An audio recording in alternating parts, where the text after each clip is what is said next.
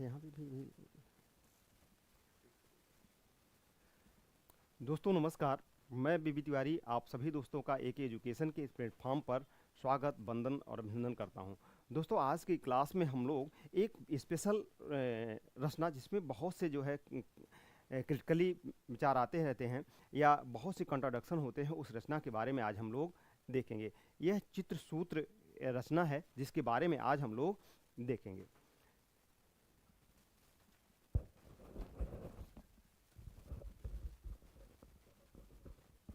अरे तुमसे कहे जो है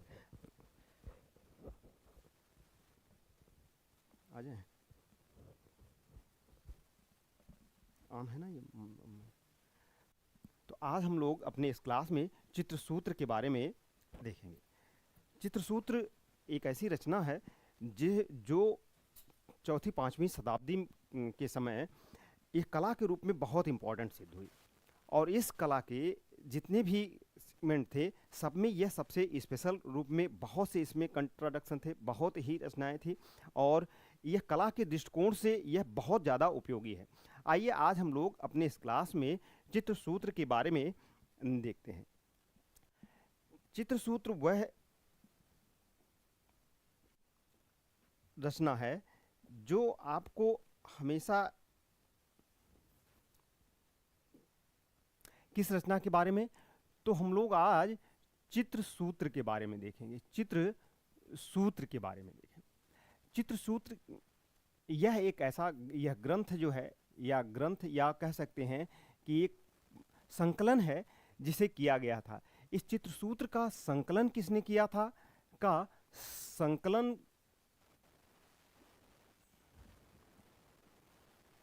संकलन किसने किया था ये देखना। का संकलन नारायण मुनि ने किया था। किसने किया था? संकलनकर्ता कौन थे? संकलनकर्ता नारायण मुनि थे। इनका नाम था नारायण मुनि थे। इन्होंने किया था, नारायण मुनि ने इसकी रचना किया था। यानी कि चित्रसूत्र की जो संकलनकर्ता, रचना नहीं सिर्फ संकलनकर्ता, कारण जो मैं कह रहा हूं कि यह संकलन करता थे, यानी कि इसका उल्लेख पहले से कहीं था, कहीं से इसे निकाल कर इसका संकलन किया गया था जो है। तो जो भी इस रूप में चित्रसूत्र की संकलन के रूप में है, तो वहीं से इसको, ये कहाँ से था, इसका उल्लेख कहाँ पर था, ये जानना सबसे बड़ी बात है। क्योंकि जब तक आप इसे नहीं जानेंगे तब तक आपको किसी भी टॉपिक को, मैं हमेशा कहता हूँ, इसकी वर्जिन से जानना बहुत ज़रूरी है। यह इसका समय काल था जो है, इसके संकलन करता नारायण मुनि है, और इसका समय काल जो है, इसका समय काल यह चौथी से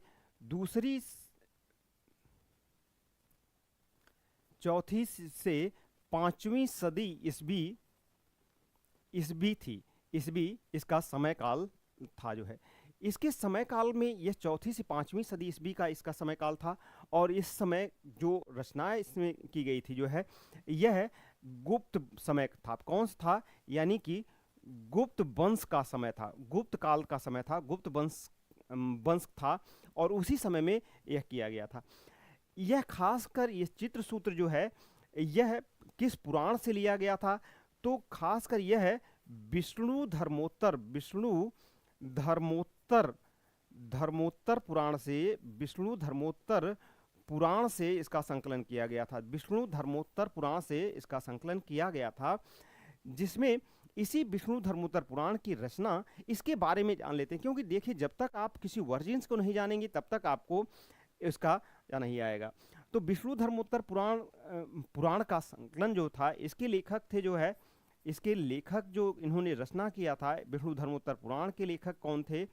तो विष्णु धर्मोत्तर पुराण के जो है मार्कंडेय मुनि थे। क्या नाम था? मार्कंडेय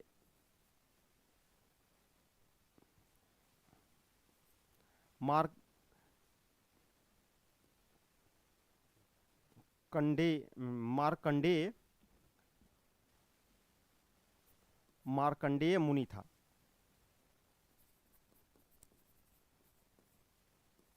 मार्कंडेय मार्कंडेय मुनि इसके रचनाकार थे। मार्कंडेय मुनि इसके रचनाकार थे।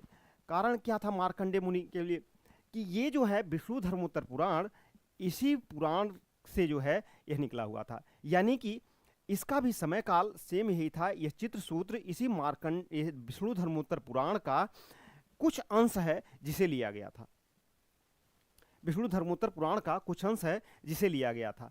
विष्णु धर्मोत्तर पुराण के बारे में जान लेते हैं। इसका समय भी वही है, 4वीं से 5वीं सदी ईस्वी इसका समय है, ईस्वी समय है। यह समय जो है यह गुप्त वंश का है। कब है? गुप्त वंश का यह समय है, यानी गुप्त काल के समय में यह किया गया है। और इस गुप्त वंश के साथ साथ जो इसका कार्यकाल है यह गुप्त वंश से किया गया है, और इनके समय में इसकी रचना हुई विष्णु धर्मोत्तर पुराण की। पुराणों के रूप में कुल 18 पुराण हैं।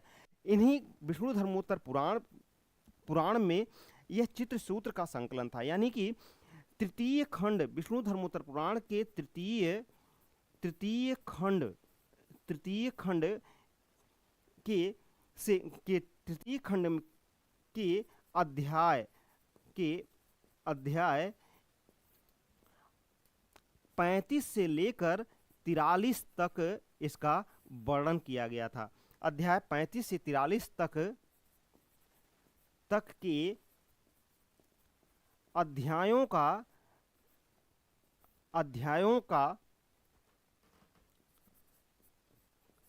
संकलन चित्रसूत्र कहलाता है। चित्रसूत्र कहलाता है। और इसे किया किसने था? अध्यायों का संकलन चित्रसूत्र कहलाता है। अब हमें इस चित्रसूत्र के बारे में ये तो मालूम हो गया कि यह किसका पुराण था, यानी कहाँ से यह लिया गया था। तो जो यह लिया गया था वह विष्णु धर्मोत्तर पुराण से लिया गया था। जो लिया गया था यह विष्णु धर्मोत्तर पुराण से यह लिया गया था।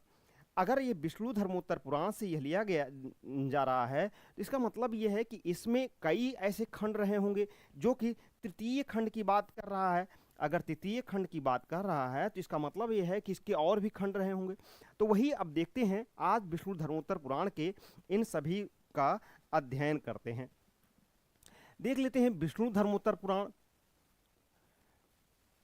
विष्णु धर्मोत्तर पुराण विष्णु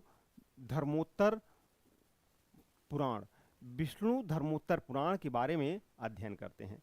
विष्णु धर्मोत्तर पुराण मैंने आपसे अभी बताया कि वह संकलन था विष्णु धर्मोत्तर पुराण, जिसके बारे में आ गया कि यहीं से चित्रसूत्र का लिया गया, यानी कि इसके विष्णु धर्मोत्तर पुराण का समय मैंने आपसे बताया 4वीं से 5वीं सदी है। 5वीं सदी है यह समय, और खासकर यह समय गुप्त काल का था। किसका? गुप्त काल का यह समय था। अगर यह गुप्त काल का समय है तो विष्णु धर्मोत्तर पुराण में जितनी भी बातें रहेंगी उस समय जो है काफ़ी परिपक्व, यानी कि चित्रकला का विकास लगभग उस समय हो गया था। लेकिन इस विष्णु धर्मोत्तर पुराण की जो रचनाएं थी, इस विष्णु धर्मोत्तर पुराण में ही चित्रसूत्र का संकलन था। इसके विष्णु धर्मोत्तर पुराण के 3 खंड हैं। कितने जो है? 3 खंडों में यह विभाजित है। 3 खंडों में विभाजित है। किसमें है? विभाजित है। 3 खंडों में विभाजित है। 3 खंडों में विभाजित है। और 3 में प्रथम खंड जो है, यह प्रथम खंड जो था, प्रथम खंड, इस प्रथम खंड में 269 अध्याय थे। कितने अध्याय थे? 269 अध्याय थे जो है। इन विष्णु धर्मोत्तर पुराण के प्रथम खंड में 269 अध्याय थे। रेणु यादव, बिल्कुल स्वागत है। सुषमा जी जो है स्वागत है। तो ये विष्णु धर्मोत्तर पुराण था, और विष्णु धर्मोत्तर पुराण में प्रथम खंड में 269 अध्याय थे। इसके 3 खंड थे, मैंने बताया। प्रथम खंड है और द्वितीय खंड जो है, द्वितीय खंड, और इस द्वितीय खंड में 183 अध्याय हैं। कितने अध्याय हैं? 183 अध्याय हैं। 183 अध्याय हैं। अब तृतीय खंड की बातें कर लेते हैं। तृतीय खंड में कितने अध्याय हैं? तो तृतीय खंड में आपके 118 अध्यायों का उल्लेख है। ये यहां पर 3 अध्यायों में वर्णन है। कभी कभी आपसे पूछा जाता है कि किस खंड में चित्रसूत्र का वर्णन है, तो आपके इसी तृतीय खंड में चित्रसूत्र का वर्णन किया गया है। और इस अध्याय में क्या है? तो यहां पर जो है पित्रात्मक सिद्धांत, यानी कि पित्रात्मक सिद्धांत यहां पर उल्लेखित है। पित्रात्मक सिद्धांत का उल्लेख है। पित्रात्मक सिद्धांत का उल्लेख है। खासकर जो है जीवन, जन्म और मृत्यु के विचारों का उल्लेख भी यहीं पे है। किसका? जो है जन्म और मृत्यु के विचारों का उल्लेख भी यहां पर किया गया है। इस रूप में पित्रात्मक सिद्धांत है, जन्म और मृत्यु, यानी कि जन्म, पृथ्वी की उत्पत्ति का विचार, पृथ्वी की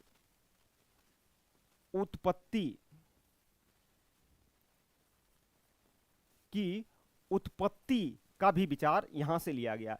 खासकर यहीं पर जो है आपके उर्वशी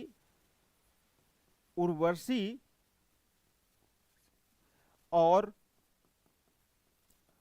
पुरूरवा की प्रेम कहानी का भी वर्णन इसी में मिलता है। जो है इसमें जन्म की, पृथ्वी की उत्पत्ति, उर्वशी और पुरूरवा की कहानी आदि का उल्लेख इसमें मिलता है, इन 269 अध्यायों के अंतर्गत। तीसरे अध्याय में यहां पर आपके यही पित्रात्मक सिद्धांत यहां भी मिलता है। पित्रात्मक सिद्धांत यहां भी है, सिद्धांत मिलता है जिसमें उत्तराधिकार में पिता ही सर्वे सर्वा होता है। यहां पर जो है आपके राजनीतिक,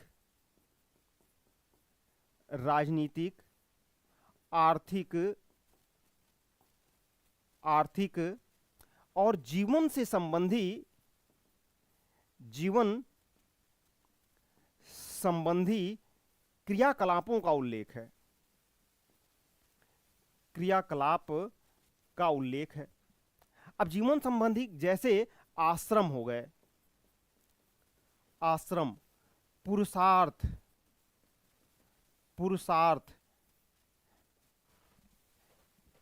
इन सभी का उल्लेख यहां पर आपको मिलता है। अब यहां पर जो है अध्याय तीसरे में देख लेते हैं। यह तृतीय खंड है। इस तृतीय खंड में जो चीजें मिलती हैं वो चित्रकला से संबंधित मिलती हैं, यानी चित्रकला, या चित्रकला अगर नहीं कह सकते तो ललित कला से संबंधित सभी चीजें यहां पर, ललित कला से संबंधित, ललित कला का उल्लेख यहां पर आपको मिलता है। ललित कला का उल्लेख मिलता है। अब अगर ललित कला का उल्लेख यहां पर मिलता है तो ये समझ लीजिए कि अगर ललित कला का उल्लेख यहां पर मिल रहा है तो खासकर जितने भी ललित कला के भेद हैं, संगीत कला, नृत्य कला, वादन कला, जिन सभी का उल्लेख यहां पर आपको मिलेगा। ललित कला का उल्लेख है तो ललित कला में नृत्य कला, वादन, चित्रकला, मूर्ति कला, वास्तुकला, इन सभी का उल्लेख यहां पर आपको मिलेगा। आवाज बहुत कम आ रही है क्या? जो है ऐसा तो नहीं, आवाज तो सही आ रही होगी। जो है अपनी मोबाइल का जो है आप वॉल्यूम बढ़ा लीजिए, वहां से आपको आवाज ज्यादा जाएगी, क्योंकि यहां तो आवाज कंफर्म है, क्लियर है।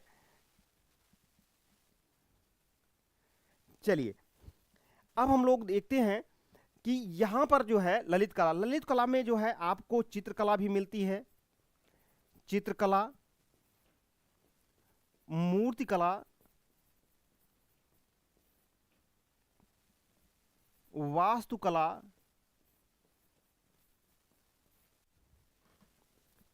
संगीत,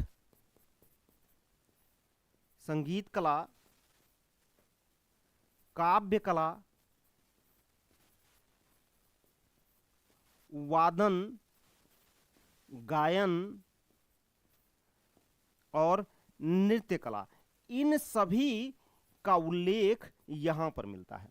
अर्थात यह है कि इन जो कलाओं में खासकर हम देखेंगे कि 118 अध्याय के अंतर्गत जो चित्र सूत्र का वर्णन है, चित्र सूत्र का जो वर्णन है, वह चित्र सूत्र जो है आपके 35 से लेकर 43 अध्याय तक वर्णन है। क्या, कहां से कहां तक? 35 से 43 अध्यायों तक का वर्णन है। इस 35 से 43 अध्याय अर्थात कुल कितने अध्याय हुए? कुल 9 अध्यायों में इसका वर्णन है। 9 अध्यायों में इसका वर्णन है। 9 अध्यायों में इसका वर्णन है। किसका? इस चित्रसूत्र का। और इस चूंकि जो विष्णु धर्मोत्तर पुराण था, इसको लिखने वाले जो है मार्कंडेय मुनि थे। मार्कंडेय मुनि थे, जबकि इन्हीं के शिष्य चित्रसूत्र को लिखने वाले नारायण मुनि हैं। क्या नाम है? नारायण मुनि हैं। नारायण मुनि हैं। अब इन्होंने लिखा नहीं था, इन्होंने, नारायण मुनि ने इसका संकलन किया था। विष्णु धर्मोत्तर पुराण के तृतीय खंड, यानी जो तृतीय खंड है, इस तृतीय खंड के 35 से 43 अध्यायों को संकलित करके, कला के जो अध्याय थे उनको संकलित करके, यही जो है एक इन्होंने चित्रसूत्र नाम से रचना किया, जो है चित्रसूत्र नाम से रचना किया। अब इसके बाद जो है हम लोग देखेंगे कि कैसे इस चित्रसूत्र की रचना करने के बाद इसमें कितने खंड हैं यह देखा, यानी कि 9 अध्याय हैं। तो 9 अध्याय कौन कौन से हैं, इन अध्यायों को देखते हैं। चित्रसूत्र बहुत ही क्रिटिकल रचना है, यहां से आपके क्वेश्चन पूछा जाता है। इन जो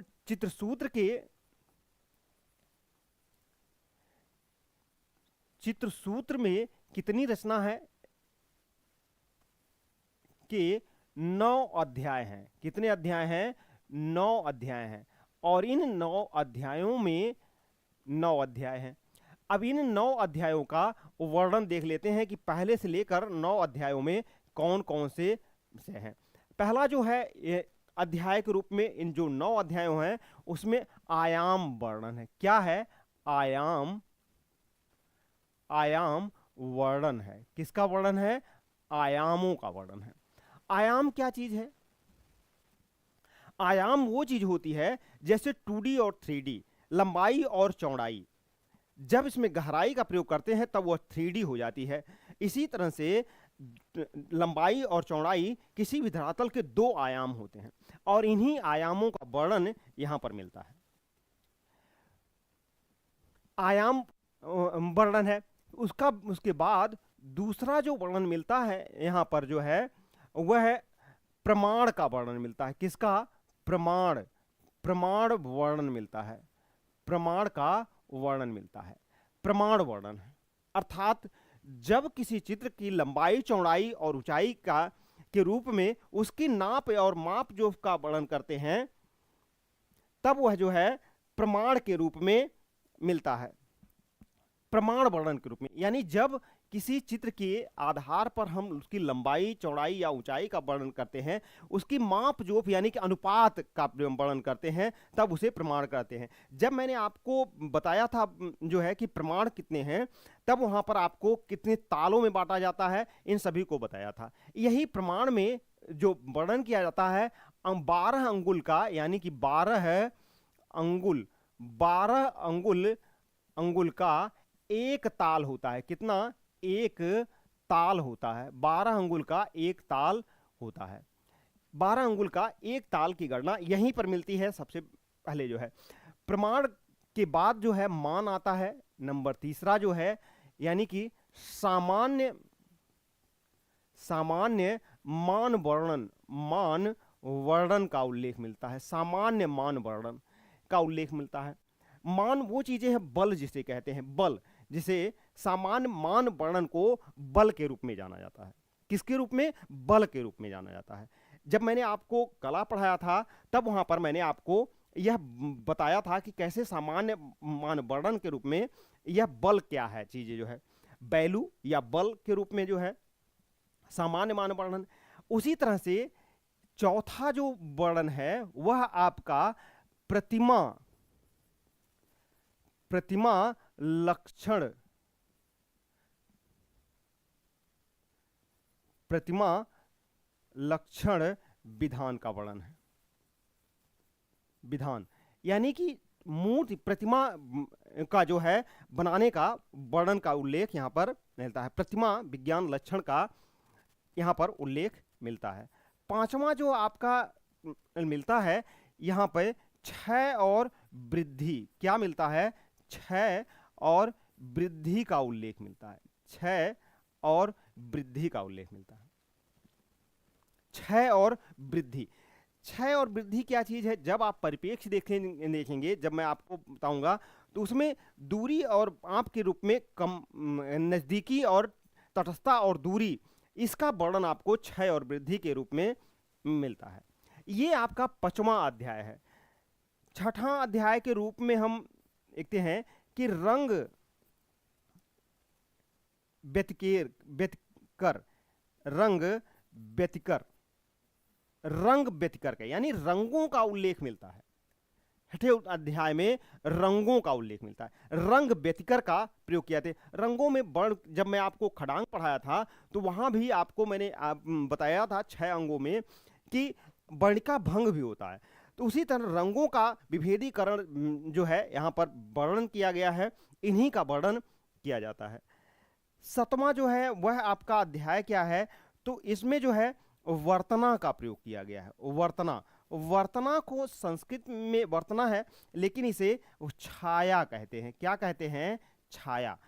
छाया को संस्कृत में प्राचीन काल में वर्तना के नाम से जाना जाता है। इस छाया को वर्तना के नाम से जाना जाता है। 8वां अध्याय जो है आपका, 8वां अध्याय क्या है? रूप वर्णन का, यानी कि रूप वर्णन का प्रयोग मिलता है, यानी रूपों का वर्णन मिलता है। 8वें में जो है आपके जितने रूप हैं उन रूपों का वर्णन मिलता है। सेम समझ लीजिए कि जैसे चित्रसूत्र के 9 अध्याय वही है, जिसमें तो कम से कम 6 तो वही हैं जिनका प्रयोग आप अंगों में करते हैं, यानी खड़ांग के रूप में करते थे, लेकिन वो सभी अध्याय के रूप में है। यहाँ पर इनका बृहद वर्णन किया गया है। यह एक चित्रसूत्र संपूर्ण ग्रंथ की रचना के रूप में है। 9वां अध्याय आपका, 9वां अध्याय क्या है इसके बारे में लेते हैं। तो यह है श्रृंगार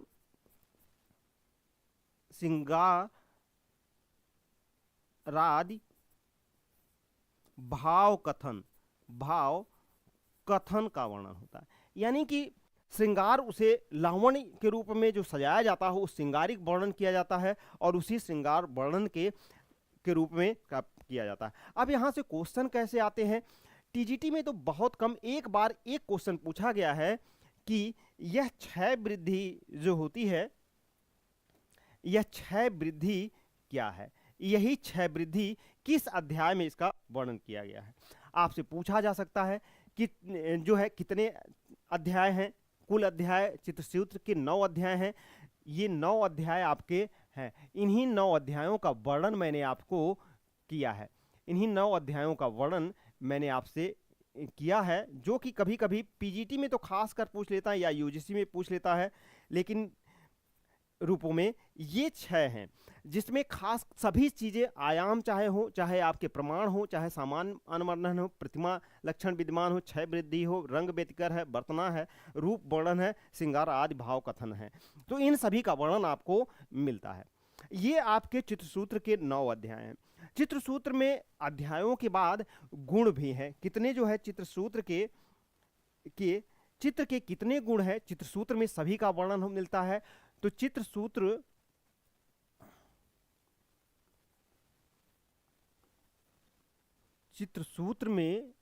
में चित्र के गुण, यानी कितने चित्र के कितने गुण हैं, इनका वर्णन देखते हैं जो है। तो चित्र सूत्र में इन चित्रों के वर्णन के रूप में देखते हैं कि कितने गुणों का वर्णन आपको मिलता है। तो चित्र सूत्र में कुल मिला के 8 गुण है, चित्रों के 8 गुण माने जाते हैं। कितने गुण माने जाते हैं? 8 गुण माने जाते हैं। और इन 8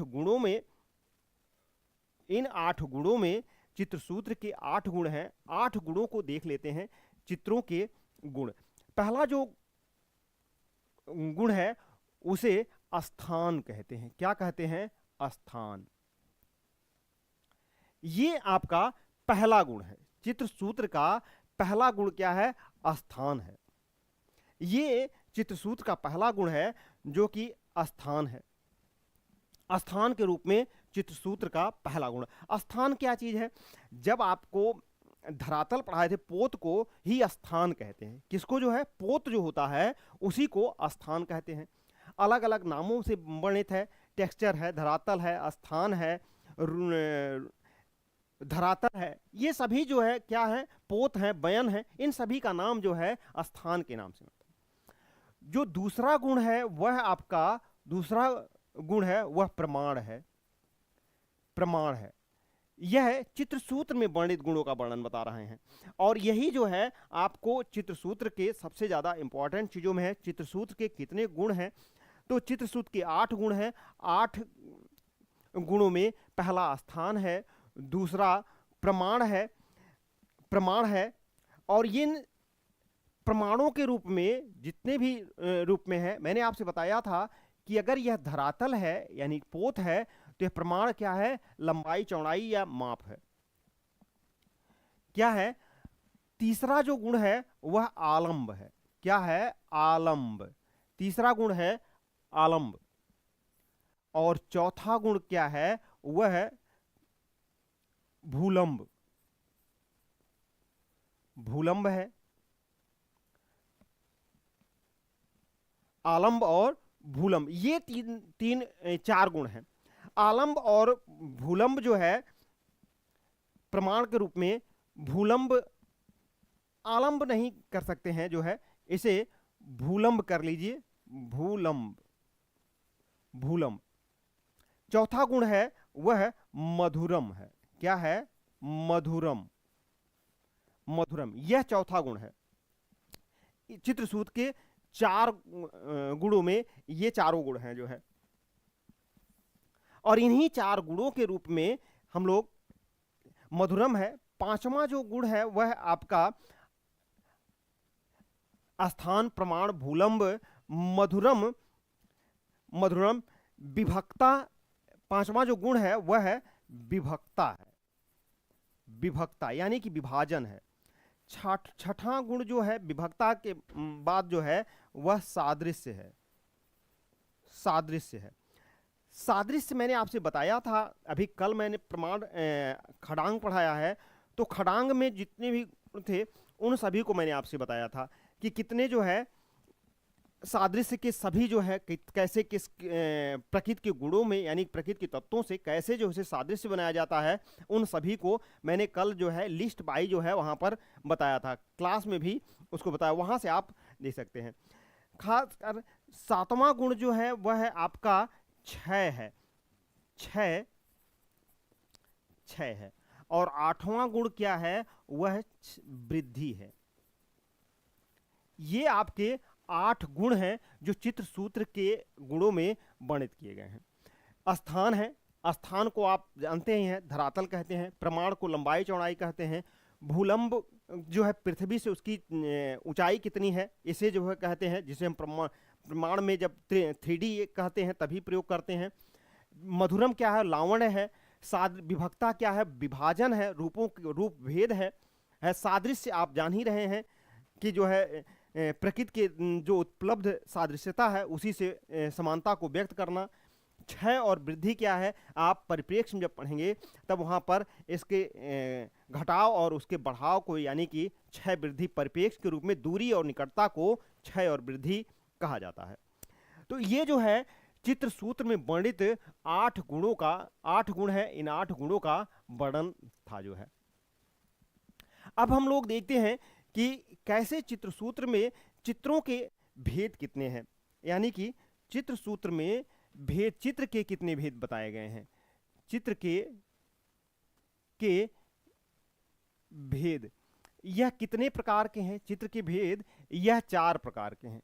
4 प्रकार हैं। 4 प्रकार कौन कौन से हैं? पहला जो है सत्य चित्र, सत्य चित्र। दूसरा जो है मिश्रित चित्र। तीसरा नागर चित्र, नागर। और चौथा जो है वह बैरणिक, बैरणिक चित्र है, बैरणिक चित्र है। ये आपके चित्रों के भेद थे। कितने चित्र के भेद थे? तो यह आपके चित्रों के भेद हैं। कितने प्रकार के चित्र पाए जाते हैं चित्र के भेदों में? तो आपको यह 4 भेद पाए जाते हैं। यहां से पूछा जाता है क्वेश्चन, कई बार आपसे पूछा जाएगा कब जो है मिलते हैं। एक चीज आपको बताना भूल गए कि जो चीजें हम लोगों ने यहां पर देखा था विष्णु धर्मोत्तर पुराण के इस में, जब विष्णु धर्मोत्तर पुराण का संकलन हो रहा था, किया गया था, तो ये तो प्राचीन काल की घटना थी ना, गुप्त काल की। लेकिन इसे वर्तमान में कब इसे किया गया था? तो गुप्त काल की थी। लेकिन वर्तमान में इसे 1600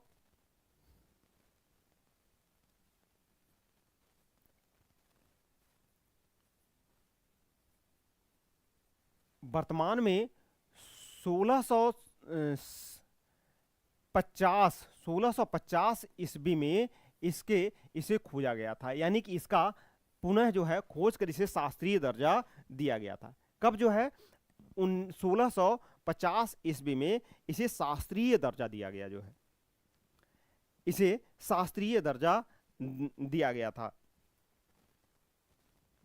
और तब उसके बाद इन सभी का वर्णन आता है। यह सत्य चित्र और के भेदों के रूप में है, चित्र सूत्र के भेदों में। चित्र सूत्र में मानवों के प्रकार दिए गए हैं। किसके? मानव के प्रकार। चित्र सूत्र में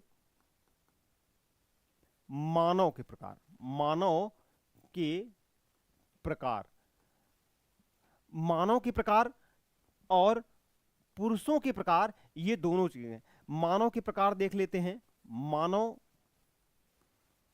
के प्रकार ये 5 प्रकार हैं, 5 हैं। और पुरुषों के प्रकार, यानी पुरुषों के भी प्रकार दिए गए हैं। पुरुषों के 5 प्रकार बताए गए हैं। 5 प्रकार बताए गए हैं। पुरुषों की 5 प्रकार बताए गए हैं। स्त्रियों के भी 5 प्रकार बताए गए हैं। स्त्री के 5 प्रकार बताए गए हैं, प्रकार बताए हैं। स्त्री के 5 प्रकार बताए हैं। अब मानव के 5 प्रकार कौन कौन से हैं? तो जो पहला मानव था उसे राक्षस कहते हैं, राक्षस। दूसरा जो है उसे भयानक कहते हैं, भयानक। तीसरा जो प्रकार बताया गया है मानव के प्रकार, उनमें मानव यानी कि यह आदर्श मानव होगा, उत्तम मानव है, या आदर्श मानव या उत्तम मानव के रूप में इसे वर्णन किया गया है। चौथा जो प्रकार है मानव का, उसमें वामन का, यानी कि जो विदूषक होते हैं, भांड होते हैं, उन्हें जो है किया जाता है। और 5वां जो है बालक जो होता है, बालक को माना जाता है। अब ये तो 5 मानव के प्रकार थे। पुरुषों के प्रकारों में भी 5 हैं, जैसे हंस, नंबर 2 हंस, भद्र, मालव्य,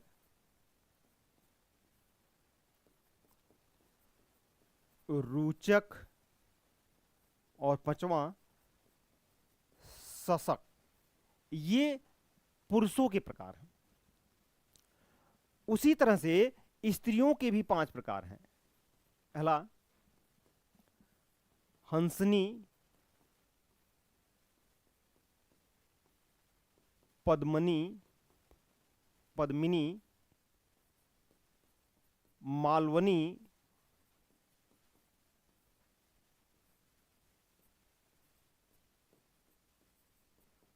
शंखनी और पांचवा हंसनी,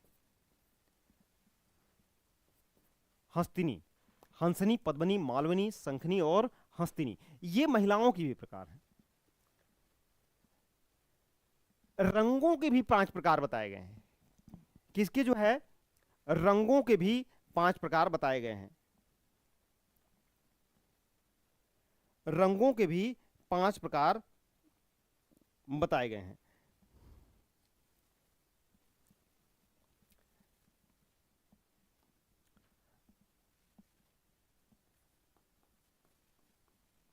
रंगों के 5 प्रकार हैं।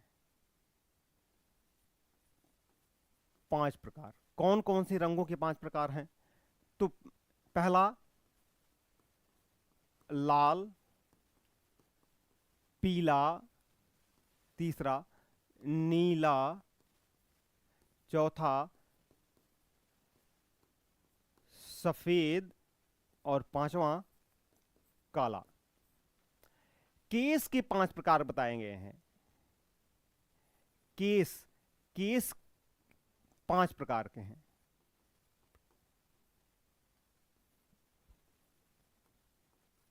की हैं, इन सभी का वर्णन चित्रसूत्र में है। अब केसों के 5 प्रकार कौन कौन से हैं? कुंतल, कुंतल, दक्षिणावर्त, दक्षिणावर्त,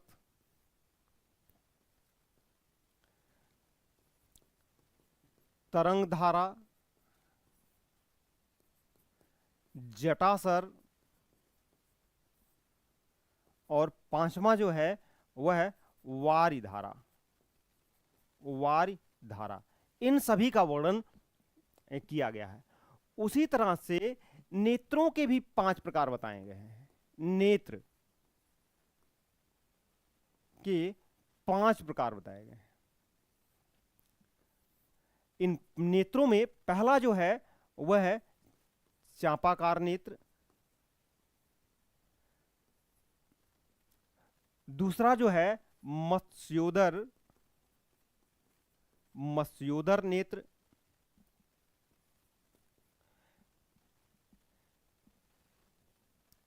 तीसरा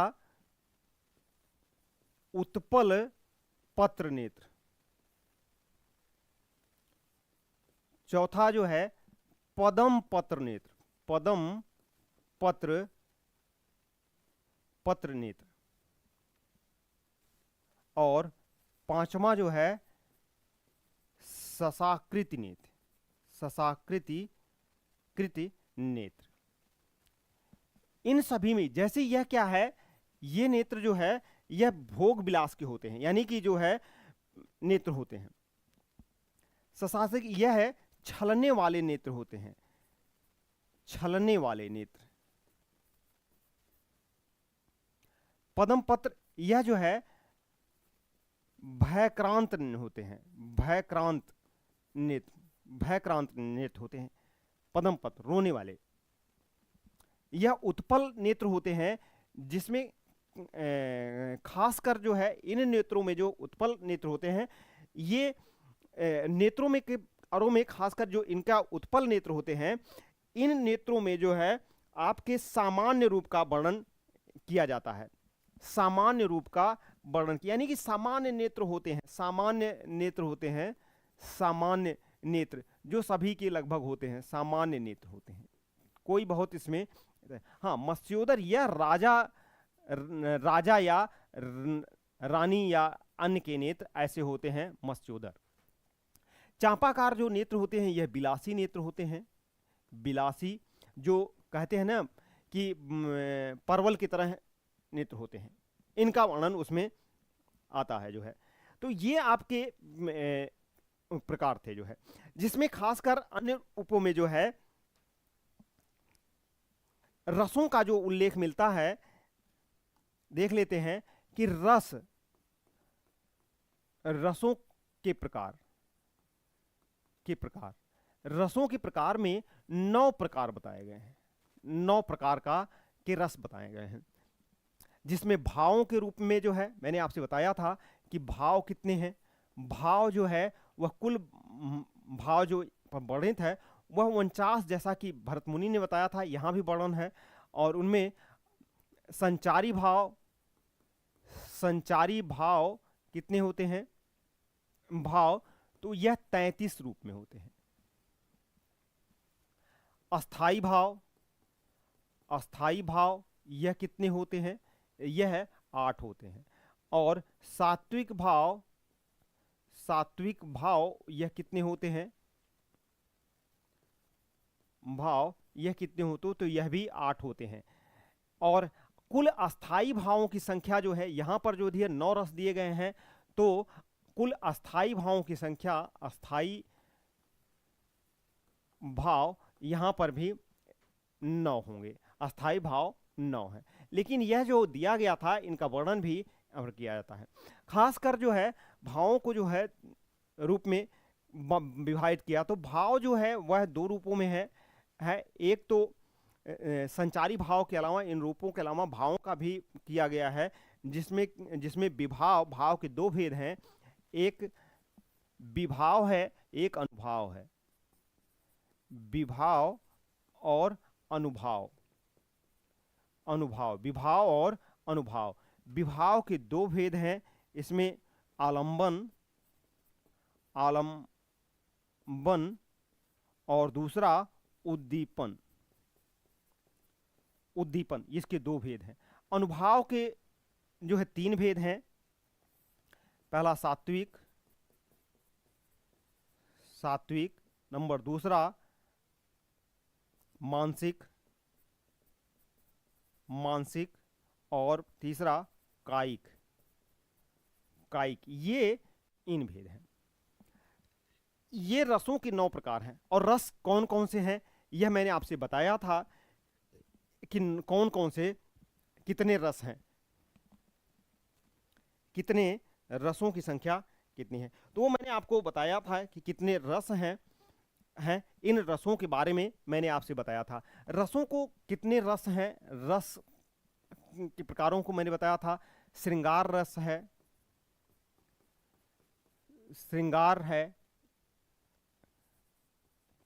करुण है, हास्य है, वीर है, रौद्र है,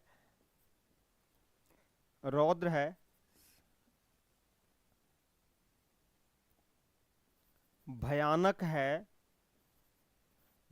है, अद्भुत है रस है, और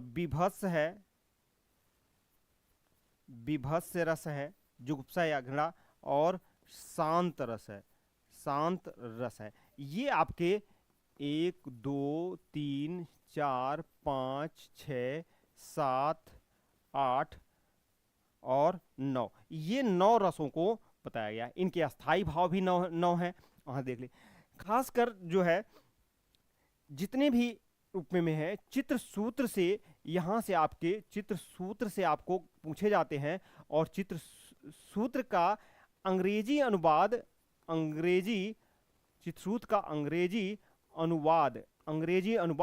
किसने किया था, तो सबसे पहले सर्वप्रथम इस अंग्रेजी अनुवाद स्टेला कैम्ब्रिज ने किया था। स्टेला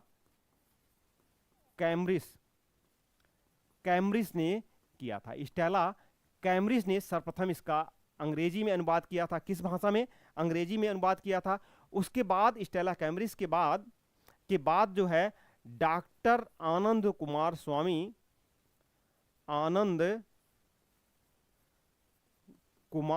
स्वामी ने इसका अध्ययन किया था। स्वामी ने अंग्रेजी में अनुवाद किया। तो प्रथम भारतीय कौन था, तो आनंद कुमार स्वामी हो जाएंगे। और जब पूछे कि किसने सर्वप्रथम किया था, तो चाहे वह भारतीय हो चाहे विदेशी, तो सर्वप्रथम में स्टेला कैमरिस हो जाएंगे। यह टीजीटी भी क्वेश्चन पूछा गया था और यह भी टीजीटी में पूछा जा सकता है। आपको यह कैसी क्लास लगी यह आप अपना बताएंगे। ये था पूरा एक चित्र सूत्र के बारे में संपूर्ण अध्ययन के रूप में आपसे किया गया है, जो है संपूर्ण अध्ययन चित्र सूत्र का आपके सामने प्रस्तुत किया गया है। चित्र सूत्र के रूप में यह सबसे मतलब कि कैसी क्लास लगी आप सभी लोग अपना कमेंट करके जरूर बताएंगे। आपके कमेंट से मुझे जो है मोटिवेशन मिलेगा। तो चित्र सूत्र के बारे में संपूर्ण जानकारी ये थी जो आपको मैंने प्रदान की जो है। अब आपका जो है यहीं पे सेशन खत्म होता। अगला सेशन आपको कला के तत्व के रूप में शुरू होगा और वहां से आपको जो है आगे के मिलेगा। तो ठीक है दोस्तों, इसी के साथ हम लोग नेक्स्ट क्लास में मिलते हैं। आपका बहुत बहुत धन्यवाद। जय हिंद दोस्तों।